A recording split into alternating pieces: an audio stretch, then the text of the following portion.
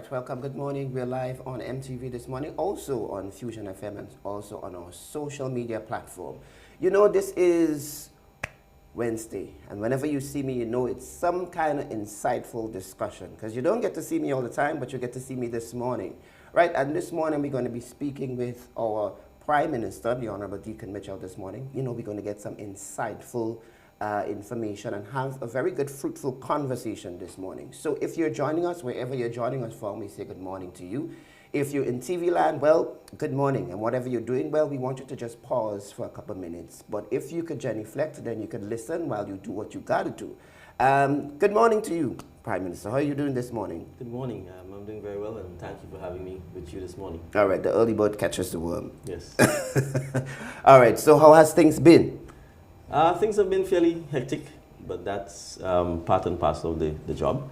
But overall, I would say things have been good, and we want to keep it good, and we want to keep it trending upwards. All right, excellent.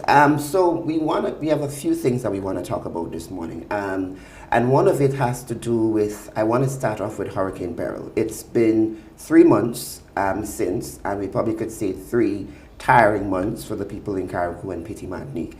Tell us exactly, at this particular stage, how has recovery been? From our perspective, recovery has been well. I mean, first, let me say you never want to go through a hurricane.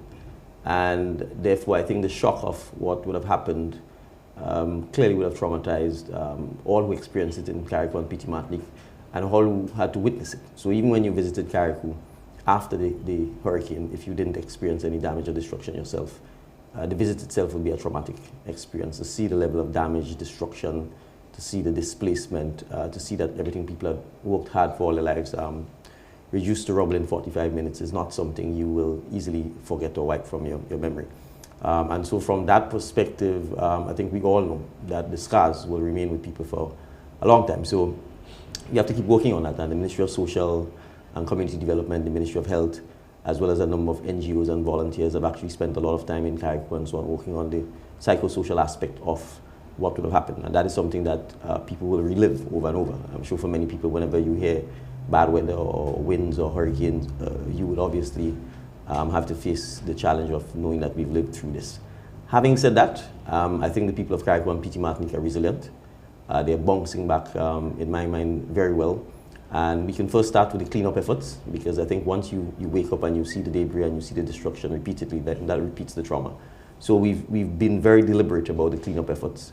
We've had a project called Project Pristine, which encompasses 2 elements. One would have been getting contractors who then hire workmen to basically pick the debris up all over Carriacou and Petit Martinique, and that has been ongoing over the last 2 months. They've made tremendous progress in that.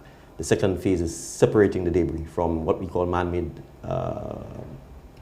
garbage, if you want to put it that, all of the white goods and so on, which have been spoiled, the galvanized, the alu zinc, and then separating that from natural vegetation, because you have trees and so on, which would have obviously broken, and then you still have things like the telephone and electrical poles, which are treated lumber. So we have to do all of that separation, and then you have organic waste, and then you have the boats, which were sunk or damaged, and so on.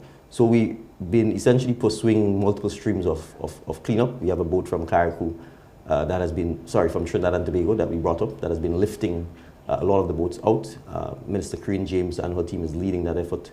I think up to the latest briefing I had, as many as 34 boats have been lifted out of the oyster bed, out of the mangrove, and the ministry is going to keep them for at least 6 months in the hope that some of the owners, because many of them are not from Carriacou, could either claim them, and ultimately if we can't, we'll probably move some of them to Grenada. And I've also thrown the idea out of perhaps asking some of the fishermen in Carriacou and Petit Martinique if the boats are salvageable, if we can get it to them. So that is ongoing, and I want to really say a tremendous job has been done. And if you go to Carriacou and Petit Martinique, especially in the oyster beds and so on, you can see a clear difference between the immediate aftermath and what is happening now. On the land-based cleanup itself, that as well is going fantastically well. We anticipate we can wrap this up by November.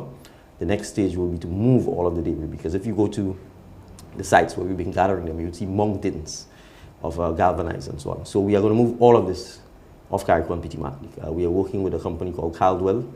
The projected date for moving all of this out of Carriacou and Petit Martinique, believe it or not, is by the end of November. And I think that demonstrates the rapidity with which we've pursued this. So that's on the cleanup side. As you're aware, schools have started. We were only delayed by 1 month, and to me that's a tremendous achievement for a number of reasons. One, the schools were the shelters, so you'd appreciate that for people who were homeless, they were living in the schools, even all up to when school had to open.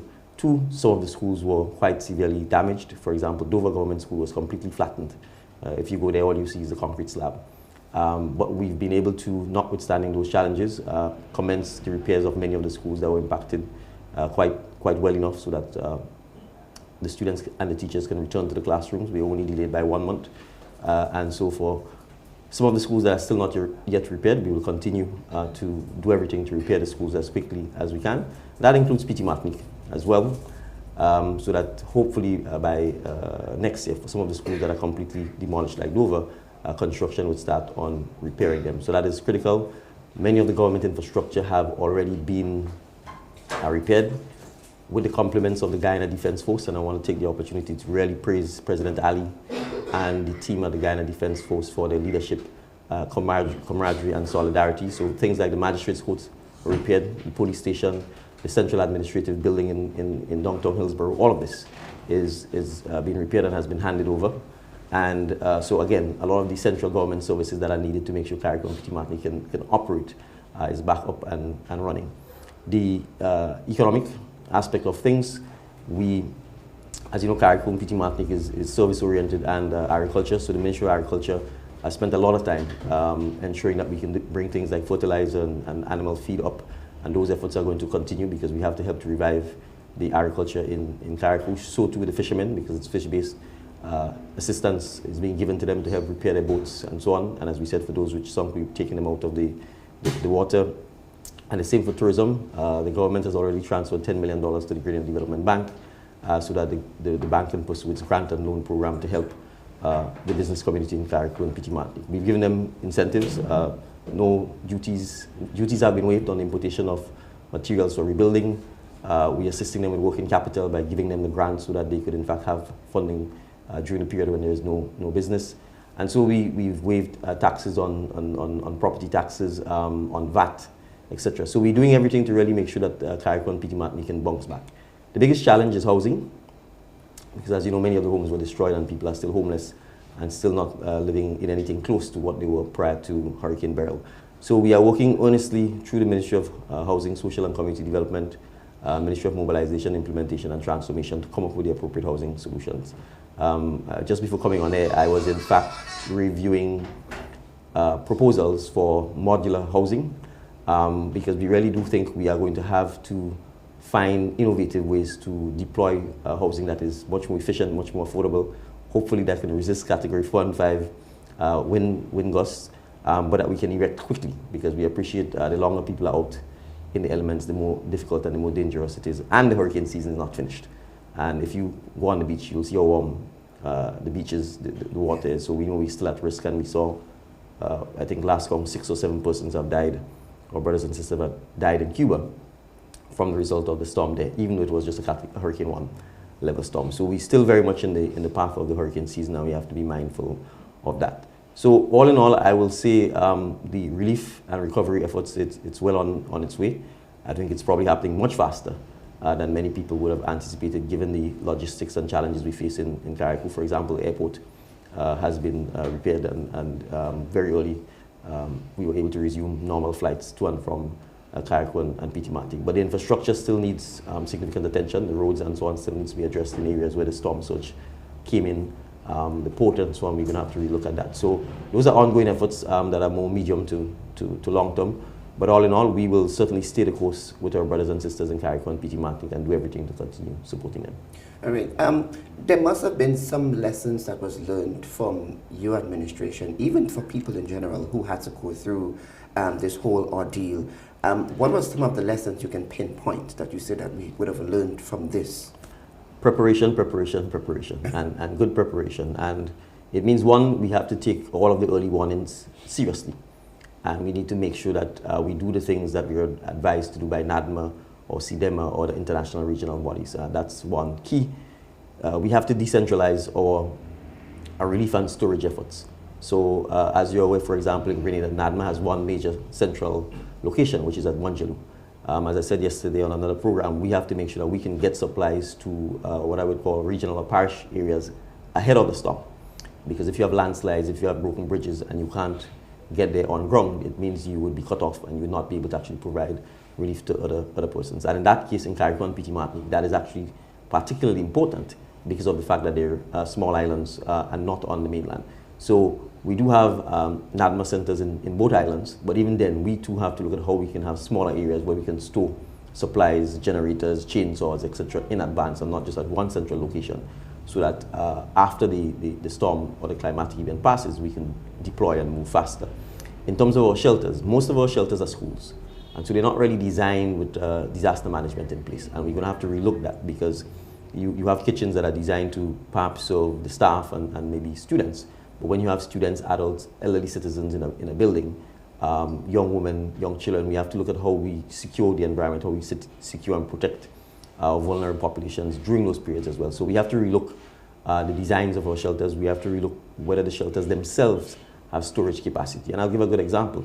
If you can't store cots or collapsible beds or so in a school, and you end up with 200 or 300 people there, it means you're going to have to sleep on the floor. And if we don't have anything in advance stored at the school, it means you can't treat with some of the issues that you may have. You may have diabetic patients, so on. So even things like making sure schools, especially the main shelters, have backup generators in advance are some of the things we are going to have to do, because if people have to bring their medication and there's no cooling for some of that medication, then it will spoil. So a lot of that preparation stuff, I think we have to take it much more seriously, be more coordinated. We are going to have to therefore move with haste to make sure NADMA becomes a full-fledged statutory body, that it has the resources, that it has the personnel to be able to take on disaster management in general, not just hurricanes. Recall we had a very bad drought just before the hurricane with bushfires and so on. So that's part of what we have to do.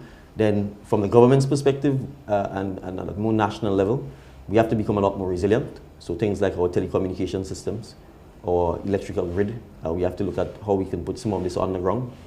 We have to look at how we could use satellite connectivity for cell phones and mobile connectivity rather than just the current situation we have, because the communication system in Carriacou and PT Martinique went down completely.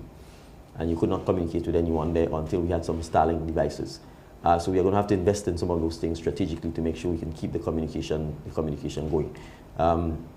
Thankfully, the people of Carriacou and PT Martinique have taught us certain lessons, such as the fact that they have, for decades, engaged in rainwater harvesting, in having their cisterns and having their water tanks beneath their homes. This is something that is not just, should be practiced only in Carriacou and PT Martinique. It's something that we in Grenada should take seriously as well. So that is one of the things that I think we certainly can applaud the people of Carriacou and PT Martinique for doing, and to continue to encourage them doing so, and making sure when we build back the new homes, they all have those systems, and we can also encourage people in Grenada to also do so. All right. My last question on the Beryl topic has to do with the CRIF payouts. Yes. A lot of people might be wondering, what happens next? Where is this money going to go? So just bring us up to speed with that.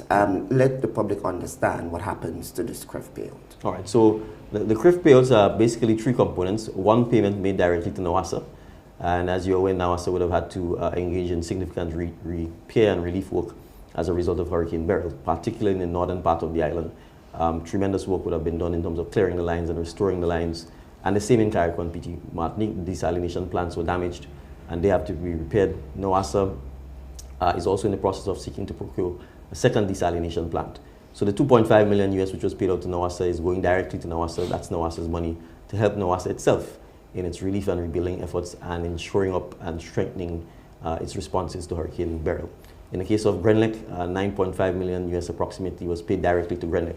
I don't think I need to say that the transmission and distribution system in Carriacou and PT Martinique was completely destroyed, and that has to be built back from the ground up. And it may have faded already from people's minds, but people in St. Patrick in particular spent the better part of a month to 6 weeks without electricity. Again, there was extensive damage to the transmission and distribution system of Grenlec, and therefore monies have to be spent to buy the lines, to buy the transformers, to buy the poles, and to pay workmen. Recall, we would have had workmen from Trinidad and Tobago and from other islands within the OECS coming to Grenada to help us with the restoration. They're not coming for free. We have to bring the equipment in, we have to pay for them, we have to house them, we have to feed them. So again, the money is going into the relief and restoration efforts for Grenlec, as well as looking at how we can, in fact, do the things that I've talked about, like putting some of the transmission and distribution lines on the ground. So that's on the Grenlec and Nawassa side.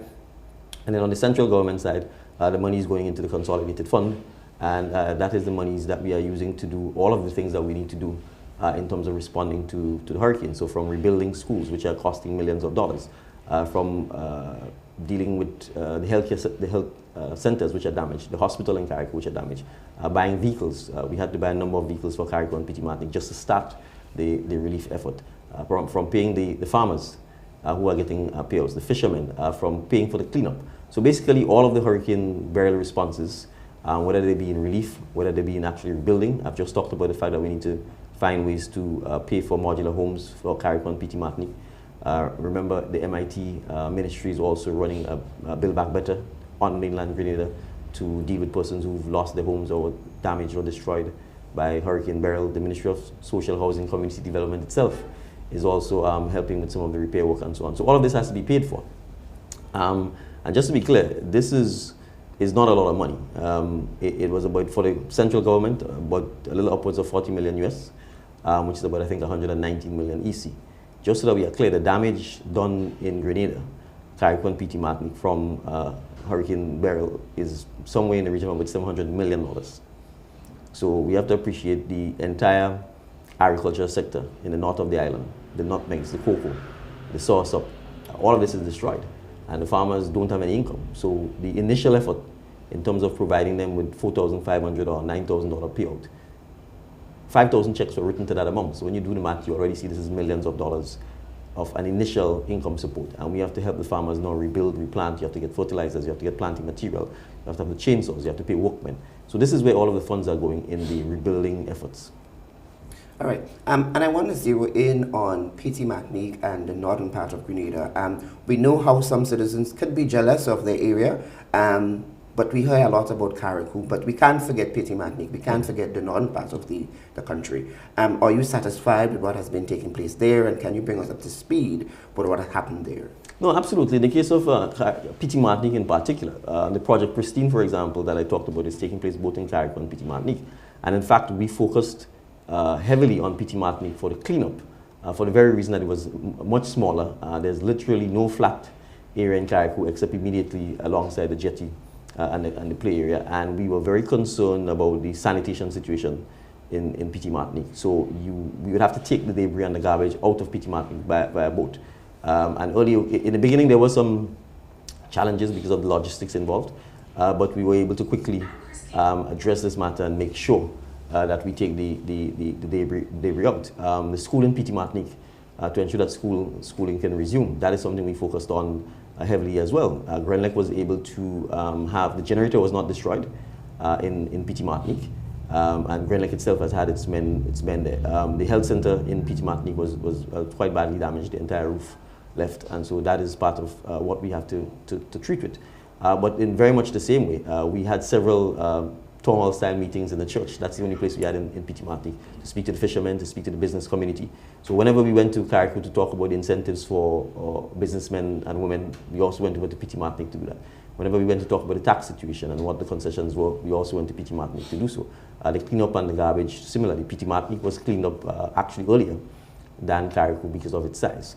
Similarly, with the north of the island, recall that the volunteers started going to St. Patrick first before we went to Carriacou to start that cleanup process. The advantage, of course, in St. Patrick is that you're part of Grenada, and so it's easier to deploy.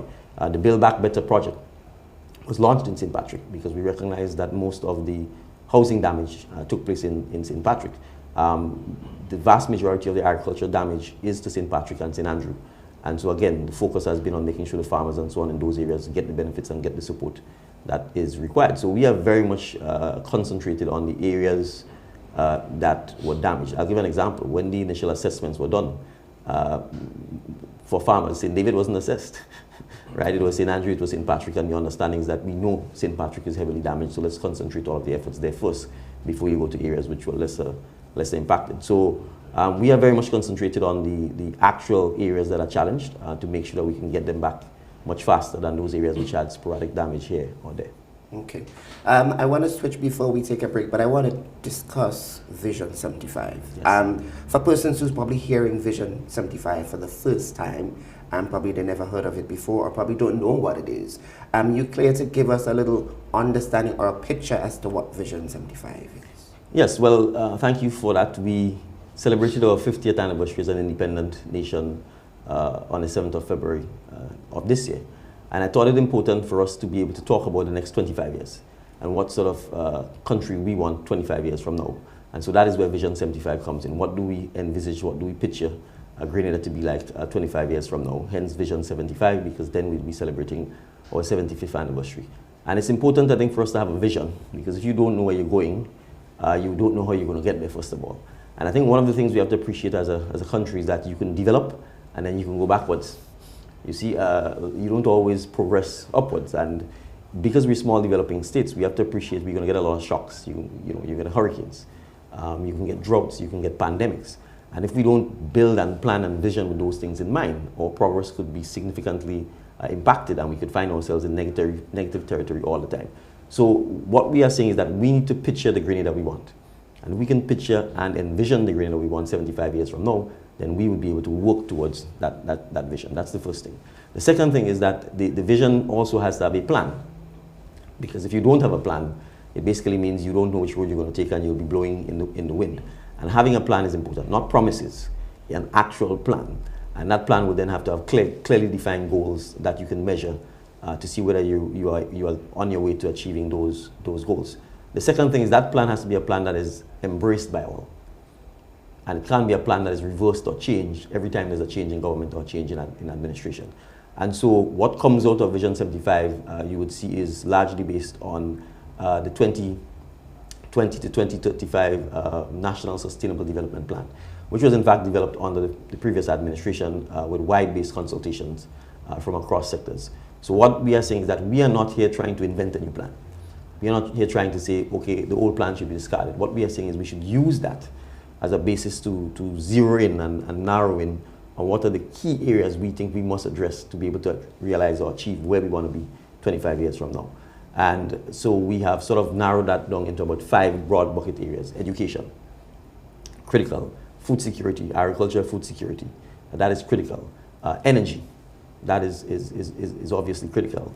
Healthcare is critical. And then I would say our society and our values, because that last one to a large extent will influence how we behave. So things like productivity, work ethic, fairness, equity, making sure that we are building a Grenada that is united. And so those are sort of like the 5 bucket areas that we've talked about, and then go on to narrow what are the goals we want to achieve within healthcare. So we obviously want a Grenada that is healthier, first and foremost.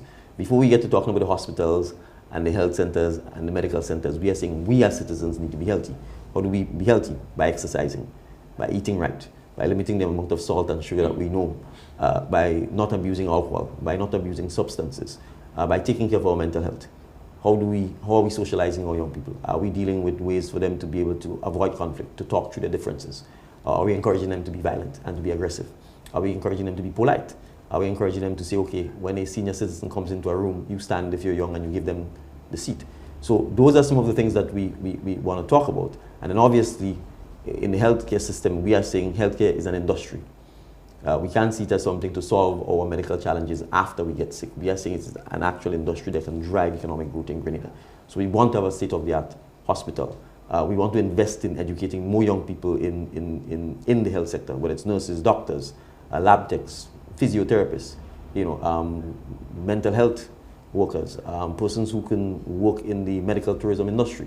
Those sort of areas so that we can drive economic growth and activity in Grenada. That's just an example. Food security, I've talked about this. We're still exporting all our nutmegs. Why? When it's obvious that we are not doing any value added, because when you send the nutmegs over, that's the end of the chain, and no further employment is created. But if you're actually converting it into something else, it means more employment is happening. It means more economic activity is taking place, more value added is taking place. So I just use this as an example. Investing a lot more in agriculture. We used to export nutmegs, bananas, cocoa. We would introduce new crops to Grenada. Have we introduced new crops since Hurricane Beryl? Since Hurricane Ivan? No. So that's another example of the area. So that is what Vision 75 is meant to do. It's meant to entice debate. It's meant to have people ask questions. It's meant for us to say what society we want 5 years, 25 years from now, and how are we going to work a plan that will create the Grenada we want 25 years from now. What have you accomplished thus far under those priority lists? Right, so let's take education, for example. We've talked a lot about the fact that we need to have a much more skills-based education center. So we've started by doing significant consultations, which we are doing now. We are looking at creating a delivery unit within the Ministry of Education that will focus purely on this. We are looking at identifying the physical locations for us to create the centers of excellence. We are looking at creating the curriculum that will focus on what are the skills areas that we know we need to address. So for example, we know we're heavily tourism based. We know we're an island. So what are the skill sets that we need for mariners, for marine biologists, for boat builders, boat repairers, for machinists? We don't teach those things currently. We're not even teaching our people to swim, right? So those are some of the areas that from a curricular point of view we have to start looking at. Then we have to look at how we fund it and who are our partners that will work with us to be able to provide the teaching, the training, the manuals, the apprenticeship.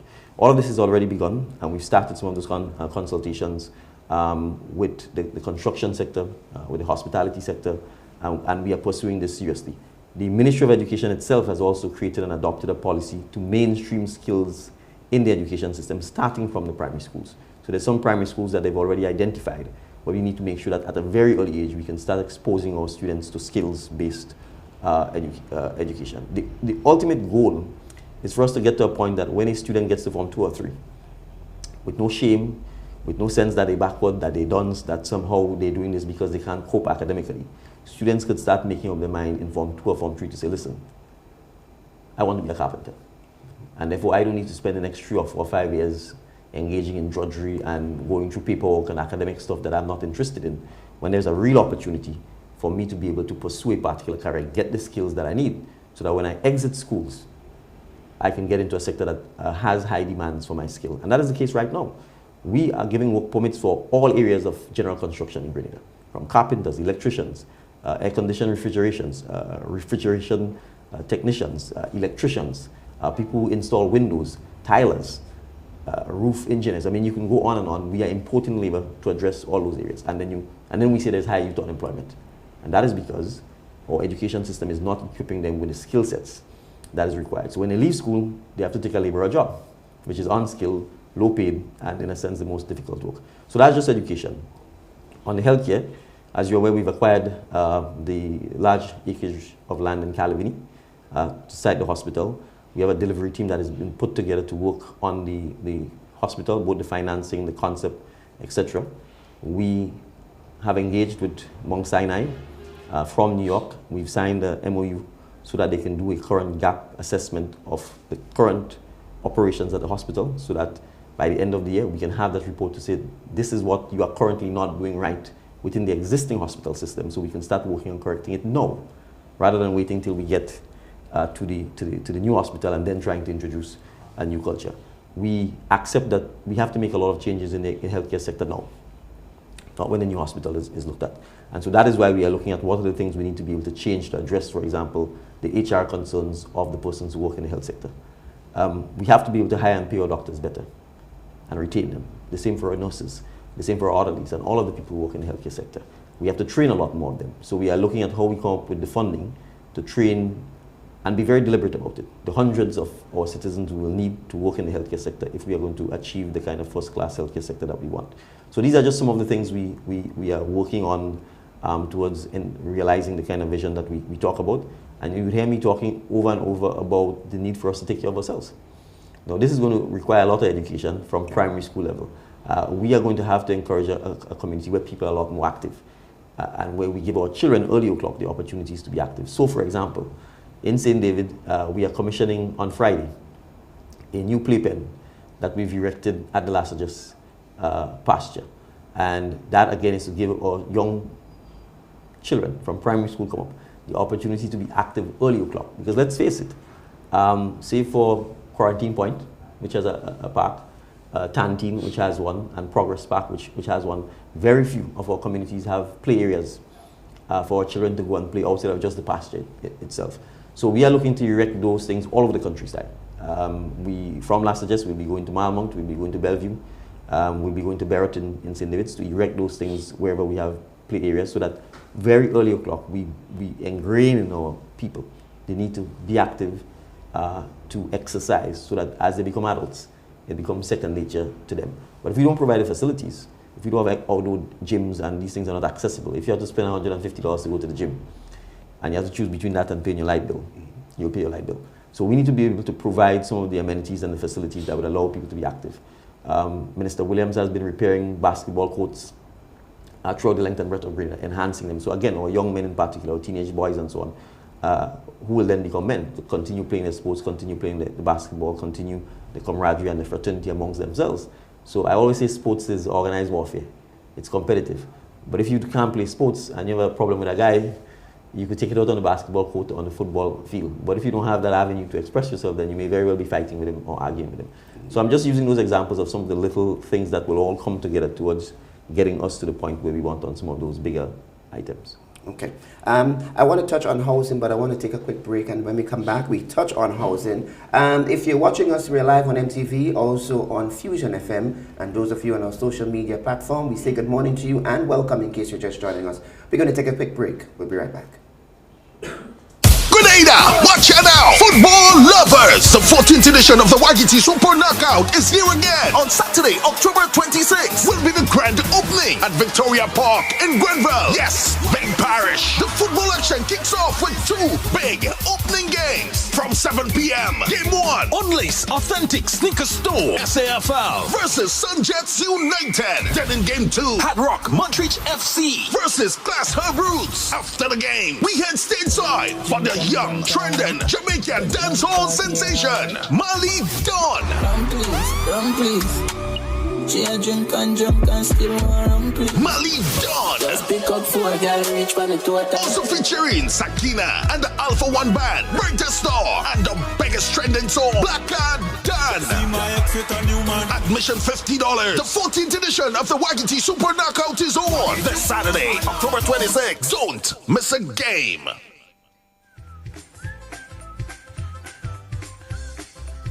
I am your responsibility. Love me. Take care of me. I have a voice. Please listen to me. Daddy, can you hear me? Make me a priority. Mommy and Daddy, respect goes a long way. Remember, I am your child, so please go the extra mile. A message from the National Parenting Program, Ministry of Social and Community Development, Housing and Gender Affairs.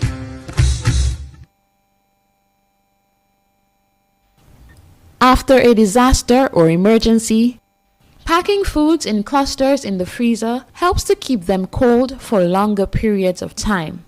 A message from the Grenada Food and Nutrition Council.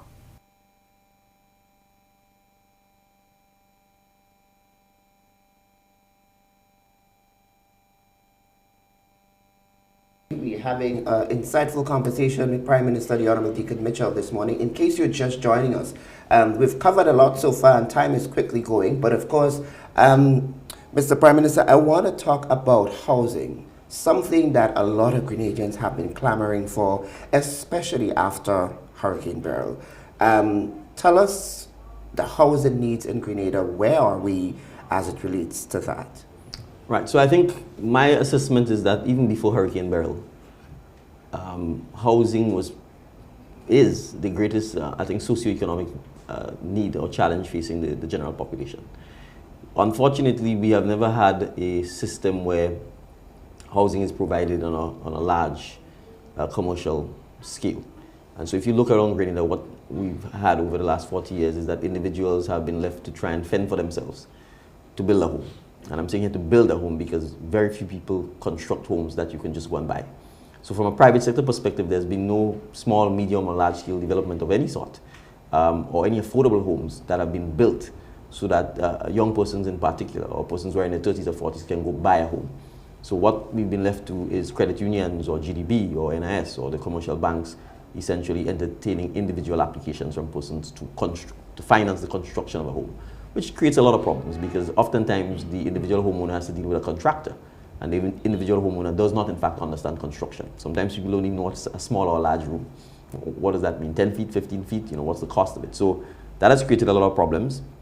Then we have land ownership and land tenure issues where people don't have land. And so oftentimes you have widespread squatting on government lands, on private lands, and then people also build in areas that are just completely inaccessible. So we recognize this has been a major challenge. Outside of, frankly, the Gary period and then during the PRG period, there's been no private or public housing development that has taken place in Grenada, except the affordable homes which have been built by the government and people of China. So when we got into office, we recognized that for the last batch that was built in places like Carrington, St. David's, or Boucherjou in St. George, that they were basically shells. So you had no kitchen, cabinetry, no closets, and so on. So the first thing we did was to put those things in, and then we made the decision that, look, we need to empower people. We want them to own these homes, and so we said we were going to sell them. And the policy decision we've taken is that we will try and make it as affordable as possible. So the one-bedroom apartments are in the region of around $45,000. The two-bedroom apartments are in the region of around $70,000 or $75,000. Now, I want us to put that in context. People go buy a car, a used car that is 10 years old, for $45,000. We are selling you an apartment that you can have for 50 years, that you can pass on to someone else, that you can use as security to raise money to do other things for $45,000. And these are concrete homes with indoor bathroom, plumbing, toilet with cabinetry, right? Or in the case of the two bedrooms with indoor plumbing, cabinetry, indoor bathroom, toilets, etc. So we are saying we want to be able to empower citizens so that they feel a sense of ownership, so that a mother can pass this on to a son or a daughter, so that they can use it as a starter home and give them the opportunity to be able to later on sell this and buy a bigger, a better home. That's the first policy decision that we take. And also to have our commercial financing sectors involved, the arisers, the co-op banks and so on, so that they can use the monies they have in the bank that is just sitting there and finance economic activity in Grenada. What does selling the homes do? It then gives the housing authority cash that it otherwise will not get to be able to go and acquire lands and build more homes, and then to be able to sell these homes to other Grenadians who don't yet have the opportunity to do that. So that's one area. The second area is Project 500, which we have launched. And what Project 500, again, is designed to do is to see how we can actually give Grenadians finished homes. So the idea here is that, again, coming out of the Ministry of Housing, Social Community Development and the Housing Authority, is that we will use modern technology to build faster, to build on scale, to build cheaper, to put in things like solar generated energy, to do rain harvesting, to be able to drive down the price of the homes so that they could become affordable for a person. Because that's one of the major problems we have. Just to build an average two-bedroom concrete home in Grenada, modest average, is $250,000, right? And based on people's income level, that automatically excludes the vast majority of Grenadians. But we cannot have our people continue to be living in plywood homes with no indoor plumbing, with no bathroom and toilets indoor, continuing the use of pit latrines. We know all of the problems and the challenges those things face. So the idea of Project 500 is that we want to drive what are more modular type homes, what are more standardized homes that are cheaper, that can be built much faster, so that we can then deliver the homes to our citizens. So we've agreed to use Dunfermline because the government owns the land there, or the Housing Authority, and we're going to have a phase one. That phase one is going to allow the suppliers, I think we have 5 or 6 of them shortlisted, to come in and build 3 sample houses.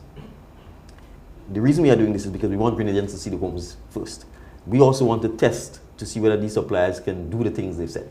So they say they can build these homes, manufacture them, and then bring them to Grenada and assemble them in a month. We need to make sure that they can do so. If they say it will be aesthetically pleasing, so Grenadians will like them, when it's finished, we want Grenadians to come to Dunfermline and say, yes, we like this, no, we don't like this. And then once we get a sense of, in a sense, it's a bit of a market survey, the feedback from the population, we can then say, okay, of the 6 suppliers, these 3 are definitely what the people want, so we can proceed and have 50 of those built out in Dunfermline. We have an immediate plot right in Dunfermline that we're hoping we can build anywhere between 70 and 90 homes after this preliminary phase, with the idea of being able again to sell the homes to Grenadians so that they can in fact have an actual home and not have to worry about the contractor and the construction and the quality of the construction and those kinds of things. And the idea then is to spread that throughout Grenada. So that's on government lands. But we also want to be able to do this for people who already have their land. So if you already bought a plot of land, The idea here is that we will then know which of the contractors, the suppliers, can actually build the homes. And then we can be able to say, okay, there are 50 persons with individual lots of land all over Grenada. We can go to their site and we can have the homes built. Now, you would imagine this therefore means we have sustained construction and employment opportunities for young men and women. And I want to emphasize women as well. And that's why we need to have the skills training done in our education system so that they can immediately find employment in some of those areas. In addition to that, the Ministry of Housing is still continuing its ongoing housing repair program where they provide material assistance to persons whose homes have been dilapidated or deteriorated and whose income levels can't permit them to otherwise get a loan to be able to repair or rebuild their homes. Then remember, we have people who lose their homes through fire, etc. We have people in abusive relationships and so on. So we try and help out in relation to that.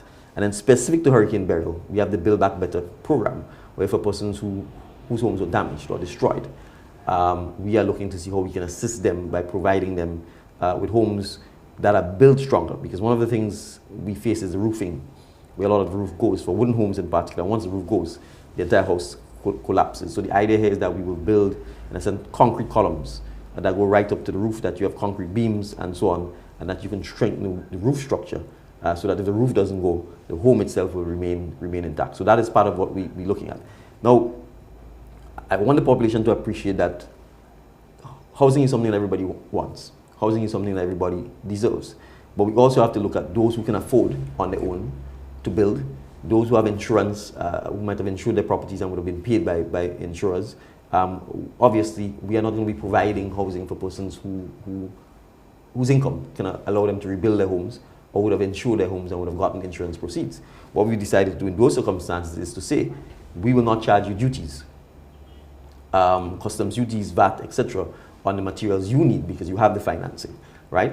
So this is one of the other things that we are doing to encourage and support people who have housing needs. So it's a multi-pronged approach to addressing in the medium to long term what is a major challenge in Grenada. But we strongly believe, and it's important for our citizens to understand that anywhere you go in the world, housing is a major need. And most people work a lifetime to get a single house, right? So the government simply cannot afford to just give people homes, especially for persons who can't afford to build or buy or get a loan, right? So a lot of the housing programs are really designed to address people who objectively, when you look at their employment, when you look at the kind of income they have, when you look at things like physical disability or their age, you genuinely realize that they are unable to help themselves or their families are unable to help themselves. And so in those circumstances, the government will step in. But we cannot encourage someone who's fully employed or a couple who's gainfully employed, whose income level allows them to be able to obtain financing to be able to build a home, for the government to then give you a home. Right? And so it's important for me to make that point because I think we do have a situation where sometimes people hear, well, the government is giving housing, so everyone thinks, well, everybody can get housing. So there has to be some targeted interventions. We have to look at obviously helping, and we're a Christian society, so I think we have to judge ourselves by, the least amongst us and what support or help that we can provide to those who are most vulnerable. So it's a multi-pronged approach. We believe that over the next decade, it's the area that we have to address on a sustained basis. And then finally, I would add to that, we have the WASH program, where we are aiming to eliminate the use of auto pit latrines and to ensure that we have indoor plumbing, water, sanitation in homes. I think really people who don't have that problem underestimate the scale and the magnitude of the amount of pit latrines people are still using throughout the length and breadth of Grenada. And that's why we are targeting in a much more impactful and almost village by village approach to address this issue rather than in an ad hoc, individualized way where you just pick one person in one village or you pick another person. And so the idea here is that we go into a village and as long as we have the cooperation of the citizens who are facing that problem, that we try and address everyone in the village and then we move out and we go to another village. So that is, in a sense, the various elements of the overall pursuit of improving housing conditions for Grenadians. And then we have the modular homes finally that we're looking to pursue for Carriacou and PT Martinique. And ultimately we suspect we may have to use in Grenada as well once they prove that they fit and able to withstand the elements in Carriacou. And I'm certain as times go by, they would have a number of consultations so that persons can understand the whole process of housing, etc. Because I know how we could become very ticklish when it comes to these things. And you're correct. I mean, if you could afford, why would I have to give you when you could afford? While I'm going to the Facebook feed, someone jumped into the topic that I want to jump in next, which is the public service and pension. Where is the government now as it relates to the regularization of the public officers in temporary positions? And also, while you're at it, if you could touch on the issue of the pension plan. Sure. So in terms of regularization, we developed a policy that has a three-phase approach. And I want to point out that we met a situation that was very chaotic. You had what is called the established, and I will call them routine public servants who have positions that are clearly established under the Public Service Commission, and all of the benefits that goes with this, including constitutionally guaranteed pension pursuant to the particular profession you're in. For example, police officers, prison officers, teachers, and I would just use the term central government officers. Now, they're the ones who took the government to court over the Pension Disqualification Act going back in the 1980s, where the court eventually ruled that it was unconstitutional and so they should be paid their pension.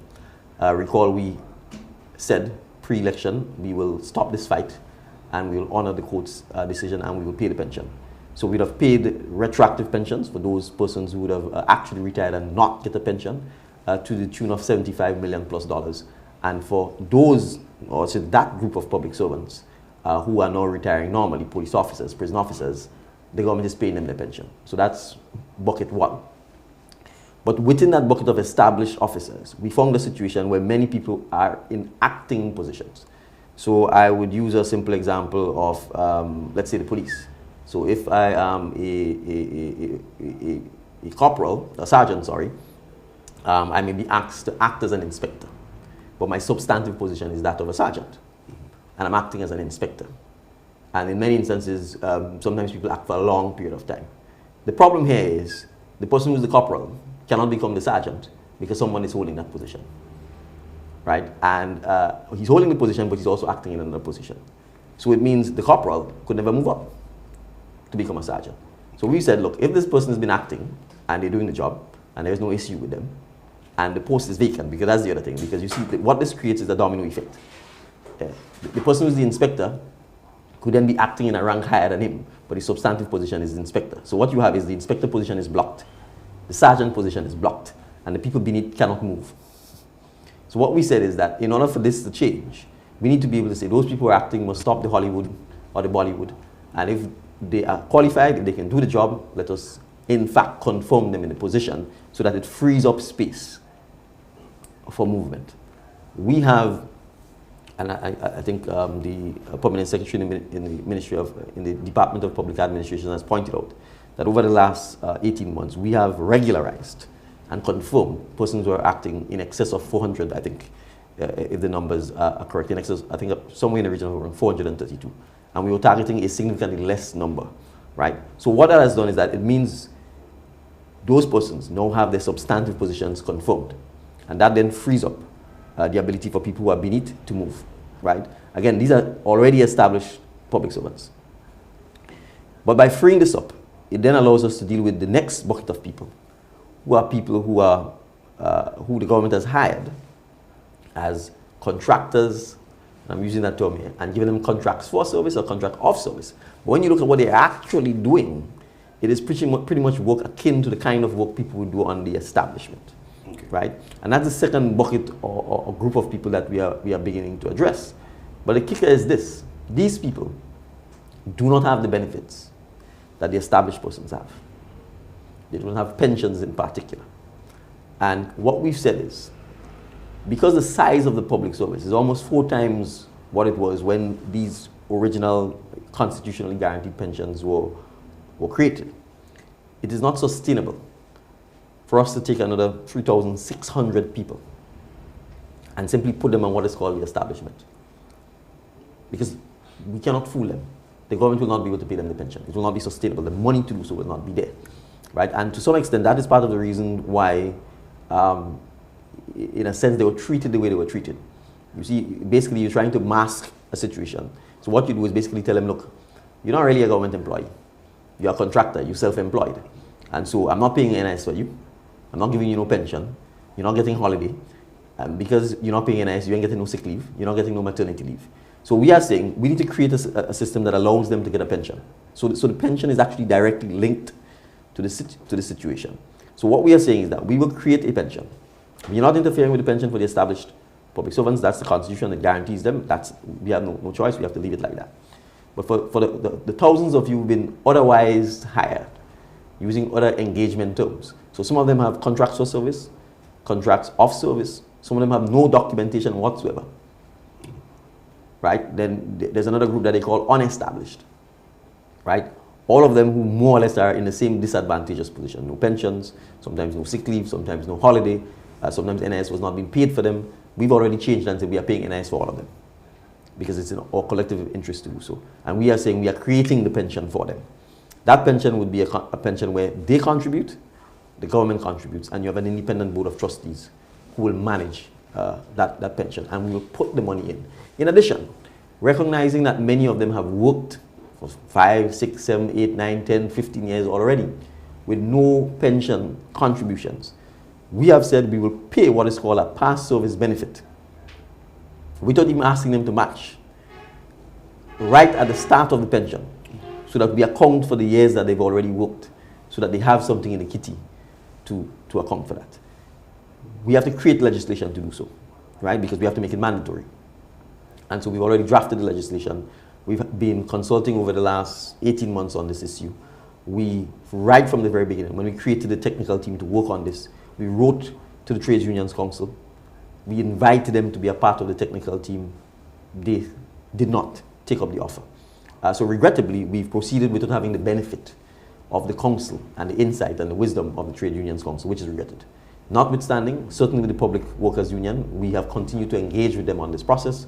And I saw correspondence as recently as this month where we again invited them on the 30th of October to a meeting to have further consultations. The draft legislation is prepared. P.S. Marshall has been doing a fantastic job, she and her team, in terms of very clearly, concisely setting out what this means for these workers and for the public in general. Because we want to extend this to statutory bodies that don't currently have pensions, so that their workers could have the benefit of it. And it's designed in such a way that private employers whose employees don't have a pension outside of perhaps the NIS could also come on board.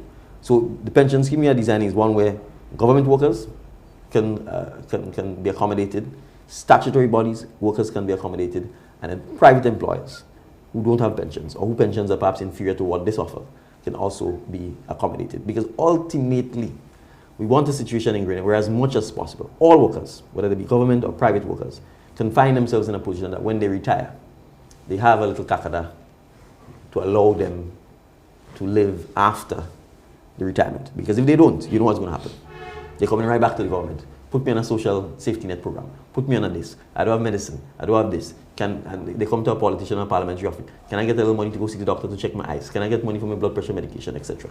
That is what is going to happen. So we will plunge the retiring population into poverty.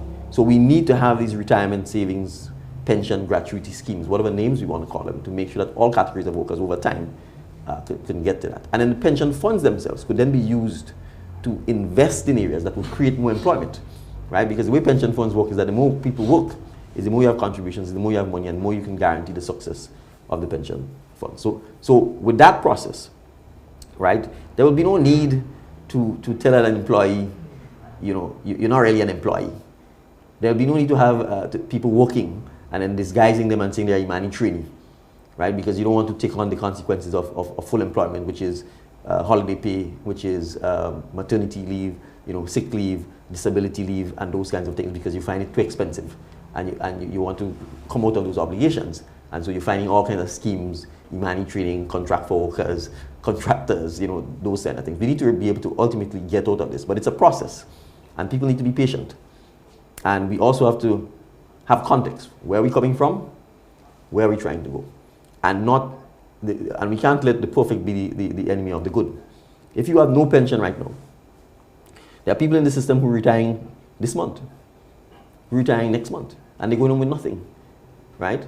Okay, you may not have been able to save these people, but would you not want to save the other 3,600 who are facing that situation so they don't end up that way? And that's really what we are trying to do, and I think we know it's the right thing to do. It's the right thing to do for the workers, it's the right thing to do for the country, it's the right thing to do for the government.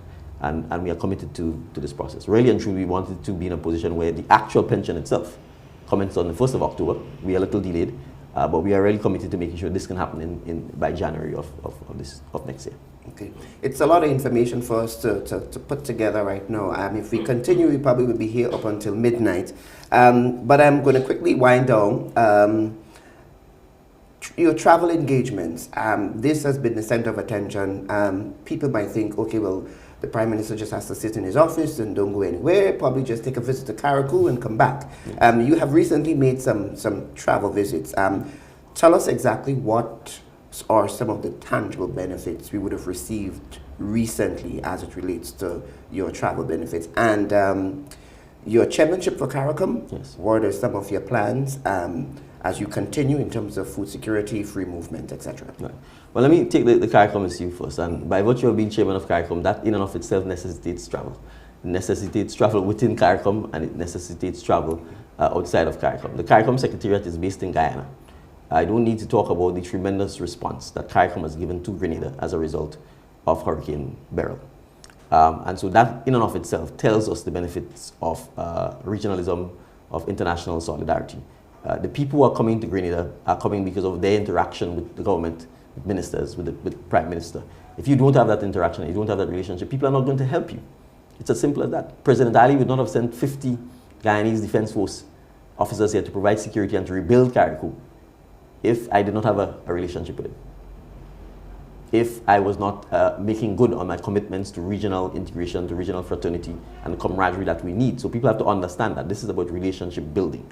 If people don't know you, if they don't like you, if you are disagreeable, if you are miserable, if you're unkind or unhelpful, they will not help you and they will not help your country.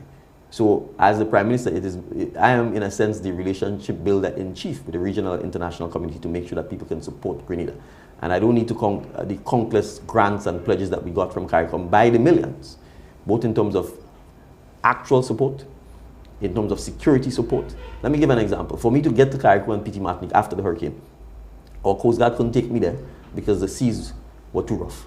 I got there, compliments the Prime Minister of St. Lucia, who sent a helicopter to take me there. So people have to understand that. That's first and foremost. And I want to make the point. Hurricane Beryl hit Grenada on the 1st of July. I did not leave Grenada until September, save for one trip to Guyana, again to thank the President of Guyana and to support the Grenada Tourism Authority and the Grenada Chamber of Commerce business mission to Guyana to encourage greater trade between Guyana and Grenada. There are Grenadian businessmen and women who are attempting to export their goods to Guyana. They have logistical issues, and I will give you one example. There's a young, I'm going to use the word young, even though she may disagree with me, female entrepreneur, Island Wipes, who are making wipes, manufactured wipes in Grenada. Guyana is a market for her. To get her wipes to Guyana, she indicated to me she has to ship it to Miami and then down to Guyana. Do you understand how uneconomical that becomes? So what do we need to do? We have no direct flights between Grenada and Guyana. As a result of that trip to Guyana, you know what will happen? Come December, we will have a direct flight between Guyana and Grenada. Guyana is the fastest growing economy in the Western Hemisphere, by far. Right? It's an opportunity for us to do business with them, for Grenadian manufacturers, small businesses to get their products into Guyana. That is why I travel. And I don't know if I need to entertain any of the other travels, but I'll get there. That is just an example of what we're talking about. And this is probably a one-day, two-day trip. People don't seem to appreciate. Guyana and Suriname sent a huge boat to Carriacou that provided an enormous amount of relief aid. Do you know how that was done? That was done under the auspices of the Chamber of Commerce president of Guyana, who incidentally owns a home in Grenada, whose children were educated at St. George's University. That tells you what the reason he owned the home in Grenada is because he came to Grenada because his children were going to St. George's University, fell in love with Grenada, and invested in Grenada. Right? As a result of his interventions, we were able to help the business lady that I talk about be in a position to get her goods straight to Guyana rather than having to go up to North America to come back down to Guyana. That is the nature of what we have to do because it's our duty on behalf of our citizens. That is why we travel. Outside of that travel, the only other place I went to would have been St. Vincent and the Grenadines to support to Comrade Ralph and our brothers and sisters in St. Vincent and the Grenadines who were severely impacted, just as we were, by Hurricane Beryl. And outside of that, I've gone to the United Nations General Assembly. I think anyone who follows remotely diplomacy, politics, and the international stage would understand that the United Nations is the League of Nations, all independent countries, and that once a year we all go to United Nations General Assembly to do a number of things, to engage in several bilateral meetings with all of our friends, partners, and supporters who support us, to engage with the multilateral financial institutions, the World Bank, the IMF, and all those persons who are there, to engage with the private sector who descends on New York in droves, pushing their initiatives, looking for programs they could fund, and then for us to speak at the United Nations about issues that matter to us. Let's talk about climate change. We just had a hurricane batter Grenada, Carriacou, and Petit Martinique. If I give up the opportunity to go and address the international community, to talk about the obligations that those who are polluting have to us who are the victims of climate change, then I would be abdicating my responsibility to the citizens of Grenada. If I don't want to talk about the need to fight for education and for resilience in education, then I'd be abdicating my responsibilities. If I don't go and look to find funding to help us with some of the issues, I'd be abdicating my responsibilities. So let's talk about a simple area. I met, in a sense, the person who's running the African Basketball League. I'll take a simple example. We may not realize it, but Africa is a continent that the NBA in America has invested the most in terms of building up their own basketball. Rwanda recently staged the finals of the African Basketball League. There's an opportunity for us to grow and partner with the African Basketball League so that our young men and women who love basketball and can play basketball get an opportunity to train, to develop, and ultimately to get to the NBA. Because if you pay attention to the NBA, you'd recognize the names of the players in the NBA are no longer John Smith and John Brown and those kinds of names, the African names, because that's where the talent is coming from. I'm using very simple, in a sense, non-political examples so people appreciate the reason why we travel. Outside of that, the next travel was to Africa. And we are pursuing a deliberate Africa policy.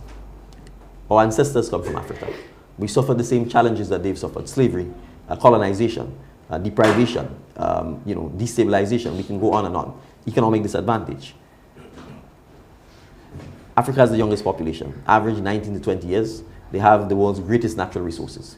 We need to find ways to make sure that we can partner with our brothers and sisters for our mutual benefit.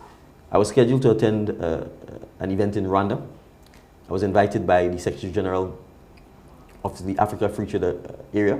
And just to piggyback on that, the Afrexim Bank, Africa's premier development financing institution, is doing business in Grenada. They've just signed a loan with Mr. Naguib Sariri, who is the proprietor of the Silver Sands, to allow him to expand the Beach House Silver Sands, which he's recently constructed. That is why you go. You see, if I didn't meet President Urama,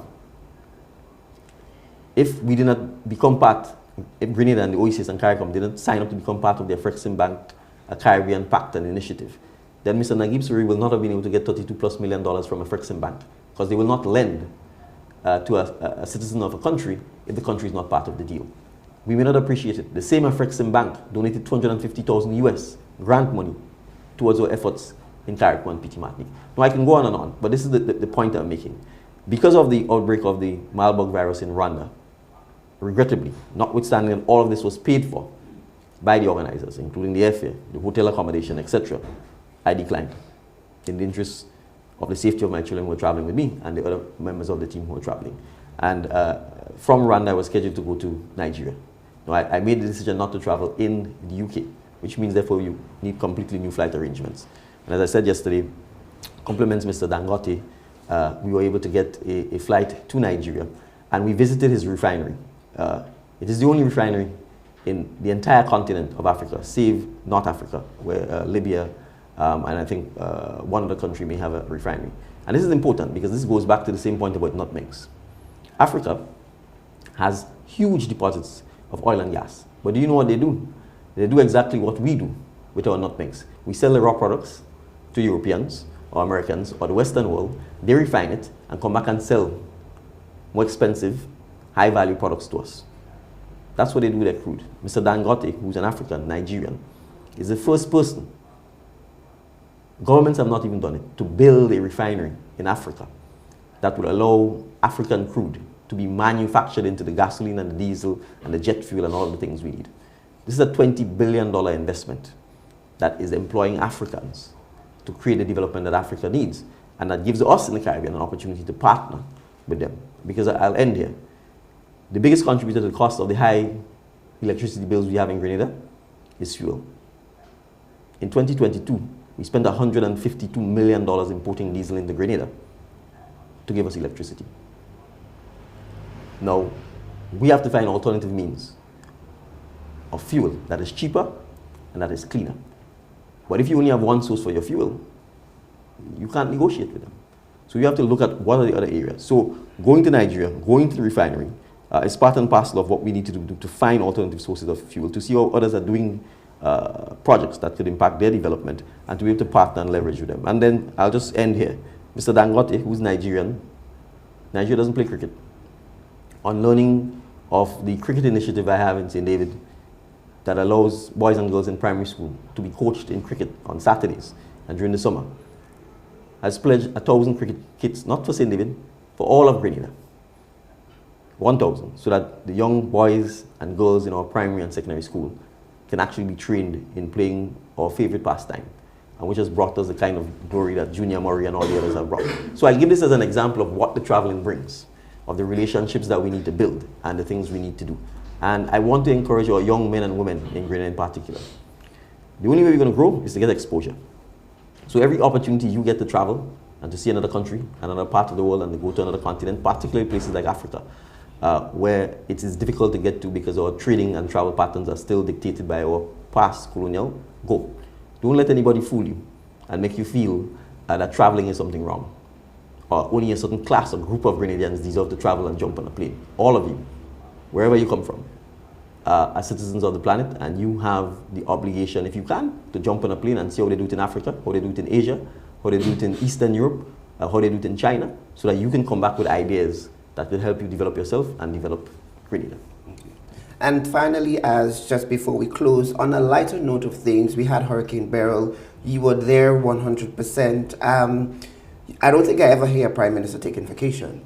So the big question would be, how do you manage to get the time to rejuvenate yourself, to complete the task at hand? How is the Prime Minister doing? Well, the Prime Minister is doing fine. I think, I probably need a little more sleep.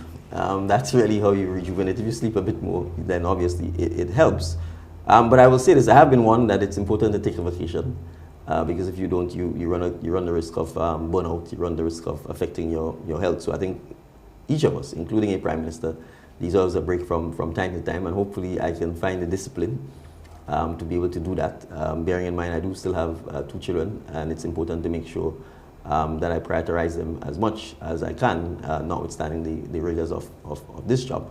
But I will say a couple of things. We still have to find little things that matter to us. Reading, playing a sport, or exercising, or from time to time just socializing with the people that matters to you is important, because you need a balance in your life to be able to actually be more efficient and effective at the job. If you're tired and you're burnt out, then people will be speaking to you, falling asleep on yourself, and we don't want that. So it's important for us to take a break from time to time, to be able to socialize and to be able to rest and exercise as well, because that's the only way we'll stay healthy. All right. Well, I want to say a very special thank you for taking the time off this morning to come to chat with us. It was very insightful, and I'm certain as the months go by, we will be seeing and hearing you. Absolutely. Again. I think you'll be hearing a bit more of me. I think in listening to the comments of the citizens, you have to pay attention to the advice given by the citizens, and I think people feel there should be a lot more of this type of engagement. I did say you have to balance because you have to work as well, but I think certainly we can be more planned and deliberate with it, and so I look forward to coming back and engaging again. Thank you. So we want to say a very special thank you to our viewers and listeners, those of you on social media who took the time this morning to stay with us for the last hour plus. Remember, you could continue listening and watching MTV and Fusion FM. This was a special interview this morning, and of course we'll be hearing some more of the government's plans and all the good things that they have been doing in the last couple of months. This is where we say goodbye for now. I'm Kishan Thomas. We'll see you again next time.